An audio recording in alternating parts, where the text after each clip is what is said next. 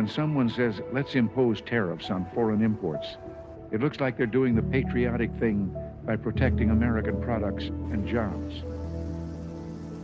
And sometimes for a short while it works, but only for a short time. But over the long run, such trade barriers hurt every American worker and consumer. High tariffs inevitably lead to retaliation by foreign countries and the triggering of fierce trade wars. Then the worst happens. Markets shrink and collapse, businesses and industries shut down, and millions of people lose their jobs. Throughout the world, there's a growing realization that the way to prosperity for all nations is rejecting protectionist legislation and promoting fair and free competition. America's jobs and growth are at stake.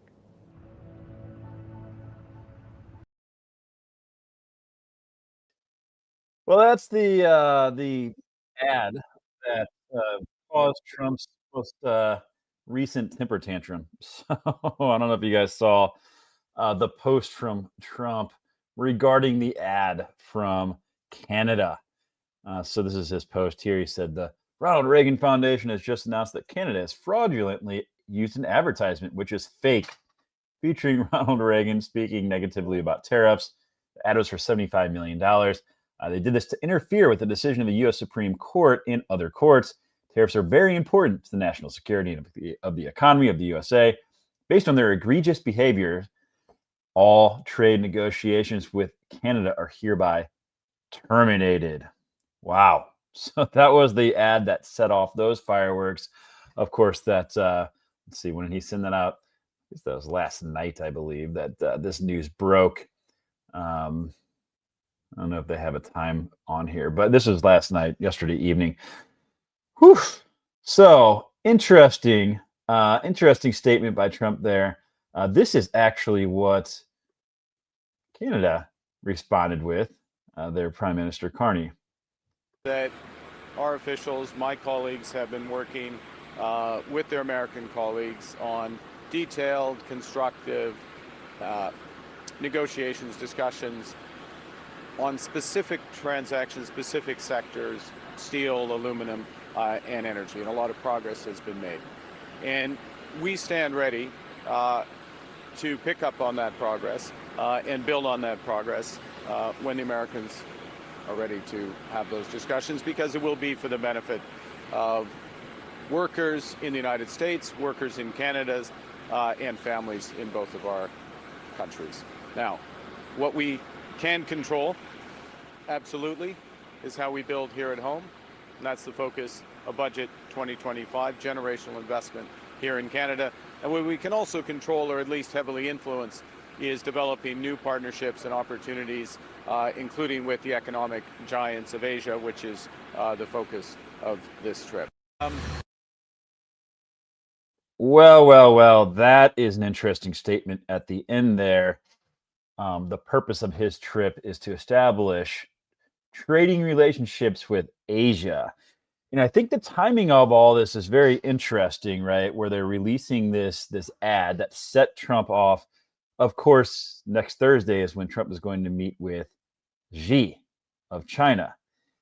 So Canada is obviously threatening to go around our back, I guess. Well, I wouldn't say around our back. I mean, it's within their right to go and trade with Asia. Does this matter? I saw a lot of people like, oh, it doesn't really matter. I mean, guys, it is important to remember here. When you look at our largest trade partners, Mexico is number one, but Canada is our second largest trade partner. I mean, obviously, I think, we are more instrumental to their economy, but it's a two-way street here. I mean, we do need to have trade relationship with them as well. And the bigger takeaway for me in all this is, I can't imagine this is going to give us leverage in the negotiations next week with China. I mean, if they know we just ruffled the feathers of our second largest trade partner, I would have to think that gives them leverage in the negotiations next week over us. So we'll see if Trump walks back any of these comments between now and then, but I imagine this will be a factor next week in those negotiations with China.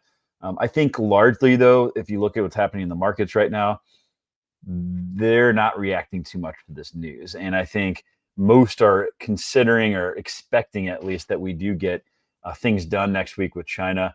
And I don't think people are too worried about this new development with Canada, at least as of now.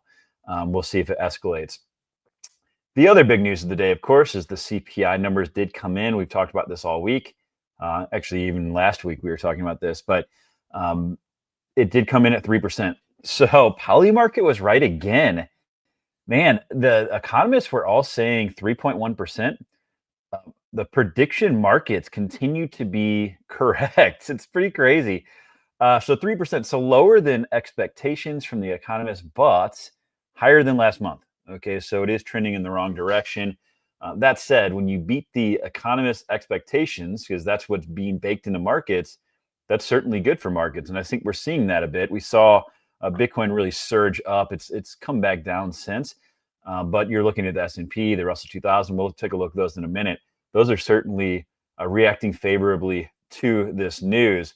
One of the things, and if you look at the chart here, you can see, under Biden, obviously, after we had printed all that money, it's a combination of Biden and Trump with the COVID money, we did see, inflation really go rampant, and then it did come back down, and again, we're trending back up here. They're talking about, could be because of tariffs, et cetera.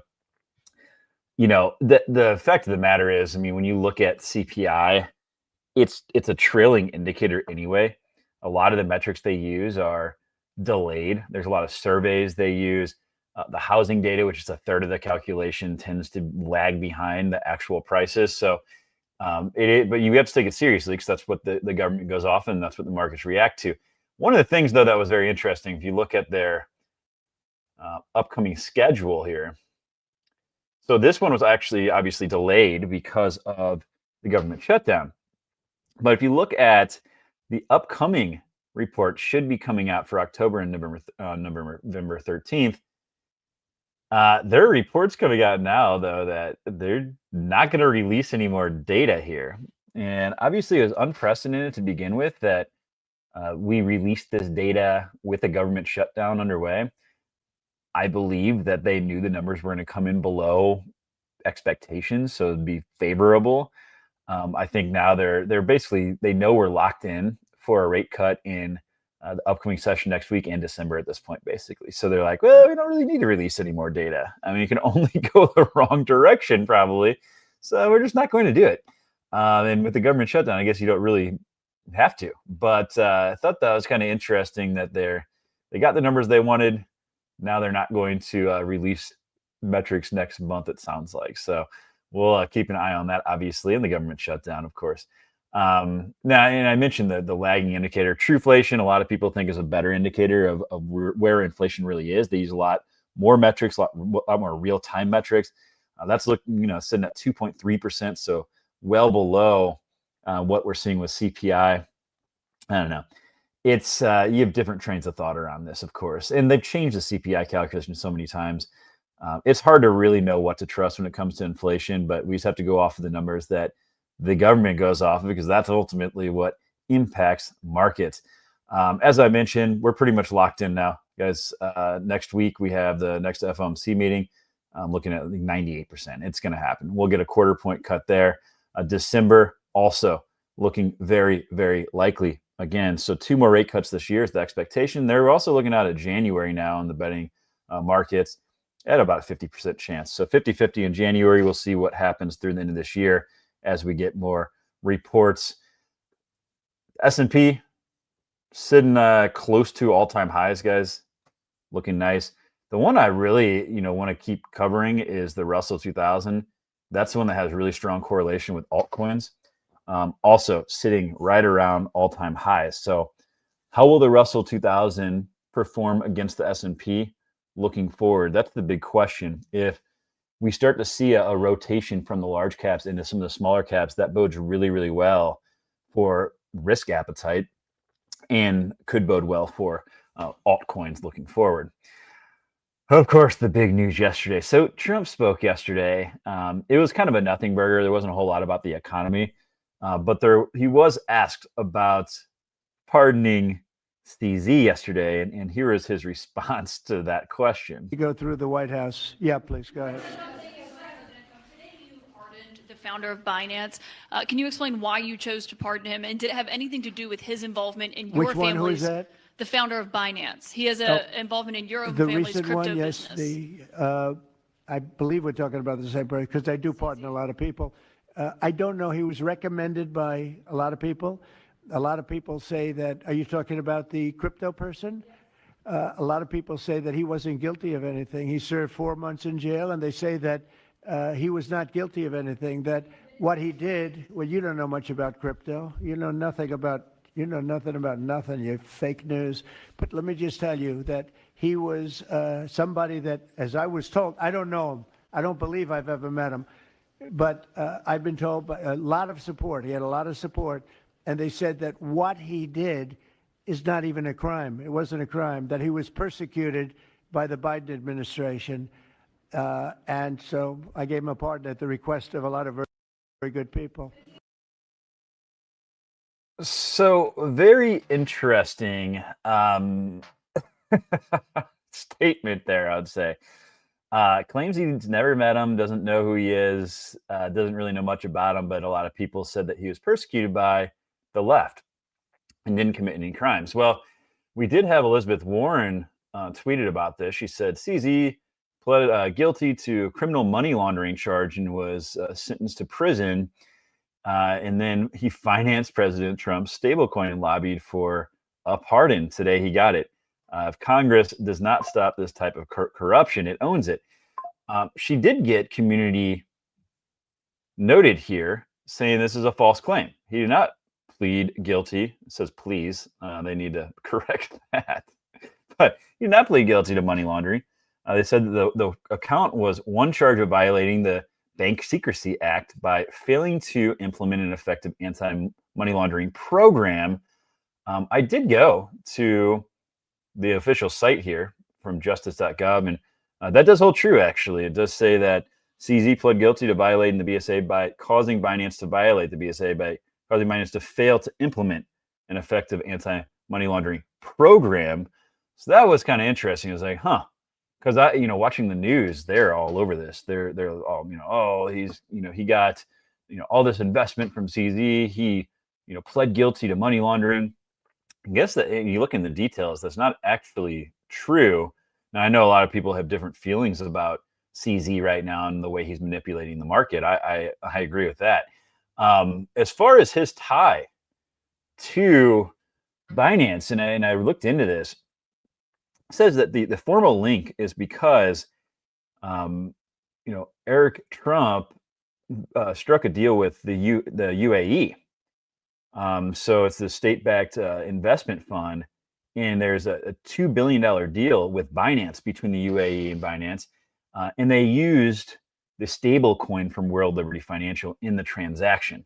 Okay, so in other words, it wasn't necessarily directly World Liberty Financial and Binance, but Binance and UAE struck a deal using their stablecoin, and that $2 billion that they use in the stablecoin, they can effectively now, buy treasuries with that and get a good yield. So they are making a lot of money by their stablecoin being used here, but that is the link there. Now, if you look at the World Liberty Financial holdings, I actually looked at their holding by chain. They have very few. I mean, I think they originally launched on Binance Chain with their stablecoin, but they only have about just under $5 million currently on the Binance Chain. So kind of interesting stuff. I have to say it's not a good look. I don't think it's a good look at all. But I think it is worth digging into the details there. Now, Polymarket is kind of running with this a little bit on who he's going to pardon next. So Sam Bankman-Fried was up to like 14% earlier. You're seeing it drop now. But he has now become the most likely person to be pardoned by Trump this year. And keep in mind, when he was asked about this, one of the things he said was, well, he was targeted by the left. Well, Sam, I think, knows this. He's a smart guy. There's no doubt about it. I mean, he went to MIT. The dude is actually pretty brilliant. He made some bad decisions, of course, with FTX and Alameda Research. But he tweeted this out recently. talking about how he was targeted by the left. So, I think he saw the traction CZ was getting and is like, I'm going to play that card too and see if I can get pardoned. And I think it's very obvious what he's trying to do here. He knows how you can play into Trump's hand. Now, he did say here that he was a centrist and had privately donated tens of millions of dollars to Republicans. Well, this did come out. He said weeks later, Biden's anti-crypto SEC DOJ went after me. They arrested me weeks before the crypto bill I was working on was set for a vote, and the night before he was set to testify before Congress. So interesting timing there for sure. He said House Republicans said my arrest was to prevent SBF from testifying and demanded that Gensler turn over messages about the timing of the charges in his arrest. Apparently, those messages were mysteriously lost. Okay, so I didn't know. I wasn't aware of all these details. And it does go on to say that at the time, House Republicans questioned the timing of his arrest and suggested that it may have been conveniently lost, those messages, and that it was an attack from the left. So I think it's pretty obvious what's happening here. SBF sees that CZ was targeted by the left and got pardoned, and now he's trying to play that same card, is what it appears to me. Not saying that there's no truth behind that, but I would argue that what he did with customer funds was very reckless. A lot of people lost a lot of money, and I think it is a little bit different. Now, and by the way, he's posted this on Getter. I didn't know what that was. Maybe you guys have heard of it, but it's a social media, I guess, an alternative to X and Facebook, and it was created to fight cancel culture. So, anyway, I've never used it before, but that's where he's been posting apparently. Now, I will say this much: there is a play here. If we start to see the likelihood of him getting a pardon increase, there's really two plays that I think would go absolutely parabolic. The first one is this meme coin. When we saw him get on X, somehow he got access to a phone about a month ago. This thing jumped from like 150K market cap to 2 million. So like a 20x roughly or around there. So I would expect that if we see that likelihood increase of a pardon, this is one to keep an eye on. The other one is FTT token, which just off the news over the last day with CZ is up 7.7%. Of course, this is the token associated with FTX Exchange. So those are the two I think would go pretty parabolic if a pardon were to take place. Now, obviously, we don't know, but I will be keeping an eye on the prediction markets just to see if there's a way to play that in the markets. All right, let's talk about some real crypto news here. This is a big deal, and I'm going to explain why. But JP Morgan is now going to let institutional clients use their Bitcoin and Ethereum as loan collateral by the end of this year. This is from a Bloomberg report. This is going to say that we already covered that. So it says earlier this year, JP Morgan began accepting crypto-linked ETFs as collateral, but the new program is going to let clients pledge their cryptocurrencies themselves rather than the ETF shares, so the underlying asset. This change could make liquidity against long-held crypto positions easier to access for institutions that prefer not to sell. And this is the big deal here. And this is kind of the loophole that billionaires have used, right? They can take out loans against their assets so they don't have to sell them and doesn't create a taxable event. I would say for Bitcoin or ETH, this is going to remove sell pressure. If large holders of these assets now, instead of having to sell them to access dollars, they can now take out loans against their assets. Same kind of loophole. I wouldn't call it a loophole necessarily, but it is, one of the big reasons why the rich keep getting richer is because they never have to sell their assets. They can continue taking out loan and accessing money against their assets. We're going to see something similar here now. Obviously, we saw Jack Mallers announce something similar with their company back when I guess that was back in Vegas. I actually saw that in person. But this is a big deal because it removes selling pressure from the markets. So again, I think we're going to see less and less volatility moving forward. But this is a pretty big game changer. And it also does signal like quite a change because it was not that long ago that Jamie Dimon, the CEO of JP Morgan, said that Bitcoin was worse than tulip bulbs. Okay, so quite a shift. in a short amount of time. But this is a pretty big announcement. The other thing, another big announcement today. Fidelity is now adding Solana support. So this came up. This is a report from today. It says, in a significant development for cryptocurrency investors, Fidelity has broadened its digital asset services by adding support for Solana. It says that this expansion enables U.S. brokerage customers to access both custody and trading services for Solana, big for the Solana ecosystem. And of course, Fidelity has $5.8 trillion. I think it's actually $5.9 trillion now under management. So that's a really big deal. You have Crypto.com filing for national bank charter. So add them to the list. There's a number of them that have done this. So add them to Circle, the issuer of USDC. You have Coinbase and Bridge, the stablecoin arm of private payment company Stripe. It does go on to say that this would, if approved, strengthen Crypto.com's case as the custody service destination of choice. So Crypto.com is making some big moves, y'all. They have a lot of links right now with the Trump family, and it does appear that they are continuing to push for that institutional adoption. That would probably bode well for the CRO token. So that is their token associated with Crypto.com. And lastly, we have confirmation from the CMO that Polygon is in fact going to be doing an airdrop and launching a token for Polymarket. So guys, I think we're about to move into like a prediction market super cycle here with Kalshi. Will Kalshi also do a token? I don't know. But this is one that, I mean, they're looking at being valued here at $15 billion.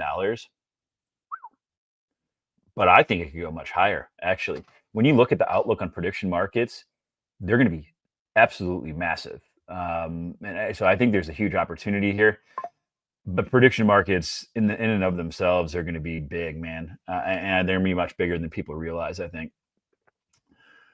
Okay. So a lot of big crypto news today, actually. Let's go into the defense side of things, guys. We have some mixed stuff going on here in the last, that's on the daily. In the last hour, things are moving back up in the right direction. How about some hopium? According to Altcoin Gordon here, alts are the most oversold they've ever been in history. That's actually crazy. And that's why, like, people, you know, everyone's like, well, how come everyone's so upset? Bitcoin's near all-time highs, blah, blah, blah. It's like, well, guys, like, altcoins have had an absolutely horrendous year. I think a lot of that, you just look at the macro conditions, you know, as a big reason why. Look at what gold's done. Gold's like the most anti-risk or risk-averse investment you could possibly make, and it's been making all new all-time highs. Obviously, you've seen a little bit of a pullback recently on gold, but as people just aren't, you know, open to risk right now, I think the tariff situation really scared a lot of investors. But again, we're seeing the Russell 2000 start to move up. That is a clear signal that risk appetite is coming back. You add the fact that we're going to have another rate cut next week. We have one in December. We have quantitative easing coming back. All signals that we could see risk on coming back. The other thing, and this is something that Raoul Pal has talked about quite a bit, and this is the ISM manufacturing PMI. So looking at the manufacturing cycle, when we've seen that, you know, go above 50, that has been a really good sign for altcoins, and we are trending up that way right now. So let's see. We'll keep an eye on the business cycle as well. That's a big reason why Raoul Pal thinks that we will see another leg up into Q2 of next year.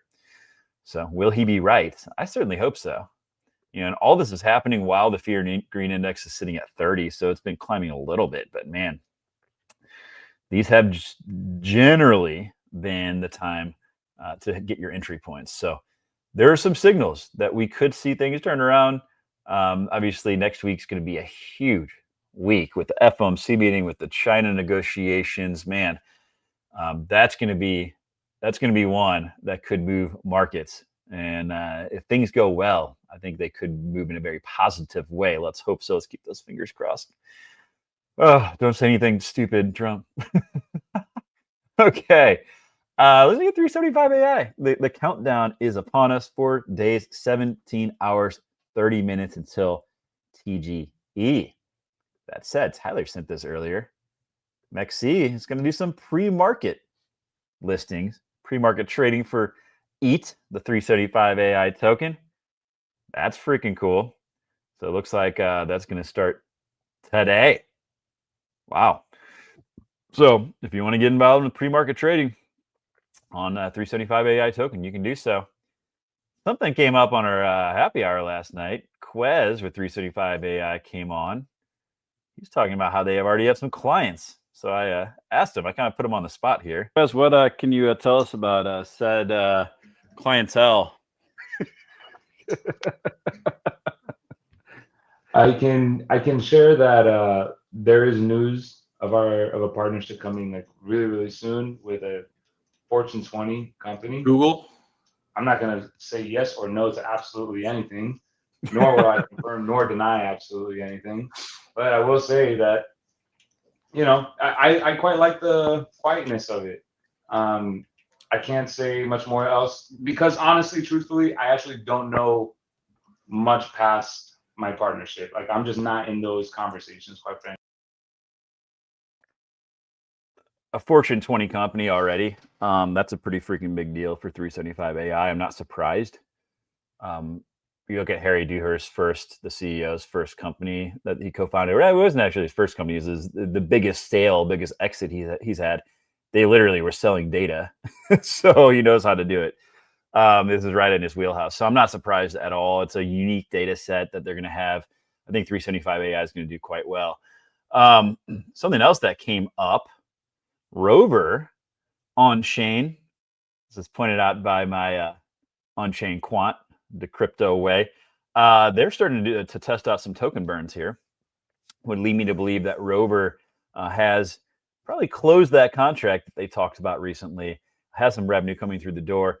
Love to see that. So token burns likely to begin with Rover. So Rover is obviously a project that I've covered quite a bit, have a position in. Let's see here. Aoki had their community update. They do it every Friday. Highly encourage you all to check it out if you go to their page. It's about 22 minutes there, but they also had a space earlier. It was freaking early this morning, just under an hour long. So guys, if you're interested in Aoki, and if it's not on your radar, get it on your freaking radar. But highly encourage you to listen to these things. You get a lot of alpha that's not public knowledge. And I mean, you're as a community member, you're finding out about this stuff first. It's pretty freaking cool. It's one of the beautiful things about, crypto in this space, frankly, is that, whereas in traditional markets, you have to wait till earnings reports, you get a lot more information, I would say, and you're much more close to the source in this space. So that's pretty cool. You just have to be willing to be resourceful and take the time to listen. You have Aoki now bouncing back quite a bit. I'm glad I added to my bag yesterday at 1.9 cents. So it's bouncing back 7.2% on the day. Not too shabby. And one project I've mentioned, but I haven't really covered, I'm going to dive into a little bit more today, is Ex Machina. Okay, so this is a robotics play, and they've been gaining some traction, y'all. So we're going to talk a little bit about what they're doing. They just announced a new strategic advisor. So that's pretty cool. So this announcement came out today. So what are they doing? So I went through and I read through some of their documentation, and it went on to say here that they give the community a way in by co-owning world-leading humanoid robotics companies, key players in the robotic supply chain, developing building blocks of the future and strategic physical AI assets, such as revenue-generating machines operating in the real world. I mean, they talk about how the rise of physical AI is coming. Goes on to talk about how eventually they're going to take over. Robots are going to take over the vast majority of our labor jobs. And they're like, what happens when labor is no longer needed? It says when robots handle most of the work, how will people stay connected to the economy? Machines will be able to work tirelessly and efficiently. Humans will have a hard time competing. And Ex Machina believes the solution is giving people exposure to the technologies driving this change. So a big part of this is the co-ownership. So they're basically allowing you to pool capital to be able to invest in this movement. Whereas some of these opportunities would be normally closed to the public. If you're able to pool assets and pool resources with others, it opens up more investment opportunities in this space. So that's a big part of it. And then co-governance. So, being able to, as a token holder, vote on how those funds are used. So basically just giving the normal everyday person an entry into these markets that would normally be closed off. And obviously, this is going to be more important than ever, as robotics take over. Guys, you're going to see the big issue could be that centralized entities just gain so much power and there's not enough jobs for people. And it just, widens that wealth gap. So they're trying to change that here. And I think it's pretty cool. They're getting a lot of traction too. If you look at their X page here, they've got, nearly 50,000 followers. But the other thing is, they're opening up auctions for their token, which hasn't had a TGE yet. But if you look through their auctions to this point, they started off in wave 1 with Peak. But from there, they did USDC. So wave 1.5 was $500,000. They went up to $1 million on wave 2 that completed, and they went to $3 million in wave 3, which is also completed. So they've had no trouble raising capital. Very transparent too. You can see the wallet addresses and the amount of Deuce is there. I guess that's how you say their token. But you can see every transaction from all the different investors. Obviously, you don't know who is who. But I did go ahead and opted in for auction alerts. So if this is a project you're interested in, you set up your information so you can be notified when they open up the next round of investment. But pretty cool. I think you're seeing more and more of this, kind of like the ICO phase, but like for anyone in the community to be able to participate in these types of projects. It's pretty cool, I have to say. So love what they're doing, and it's a project that I'm going to start covering more, and it is certainly on my radar. I've talked to some other project founders in the robotic space, and they've had very good things to say about this project. So I'm in talks with them to potentially get them on for an interview as well. So I'm heading back to Chicago tomorrow morning. So my time in St. Louis is over until around Thanksgiving. Be back in my normal studio, and I'll probably get some interviews knocked out when I get back there. And with that said, I'm gonna leave you guys with this. We're gonna do a live look at this morning into our good friend in Brazil.